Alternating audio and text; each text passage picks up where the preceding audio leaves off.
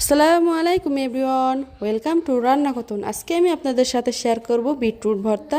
পুষ্টিগুণে ভরপুর বিটরুটের এই বিটরুটের স্বাদের কারণে কেউ খেতে তেমন একটা পছন্দ করে না। এভাবে একটি ভর্তা তৈরি করলে বাসার সবাই খেতে অনেক পছন্দ করবে। প্রথমে বিটরুটের খোসা ছাড়িয়ে আমি কেটে নিয়েছি, একটু পাতলা করে কেটে নিয়েছি কারণ বিটরুট সিদ্ধ হতে একটু সময় বেশি লাগে। এবার একটি প্রেসার কুকারে দিয়ে 3টি সিটি দিয়ে নেব। এখানে আমি কাঁচামরিচ আর রসুন নিয়েছিলাম, একটি ব্লেন্ডারে জারে সরিষা নিয়ে একটু গুঁড়ো করে নেব। দিয়ে দেব সিদ্ধ করে রাখা বিটরুট, রসুন, কাঁচামরিচ। এবার একটি পেস্ট তৈরি করে নেব। এবার একটি ফ্রাই প্যানের মধ্যে তেল গরম করে পেঁয়াজ কুচি দিয়ে বাদামি করে ভেজে নেব। এবার ব্লেন্ড করে রাখা বিটরুট পেস্ট দিয়ে লবণ দিয়ে ভালো মতো নেড়ে চেড়ে ভর্তাটা বানিয়ে নেব। এভাবে ভর্তা বানিয়ে গরম ভাতের সাথে খেতে দারুণ লাগে। আল্লাহ হাফেজ।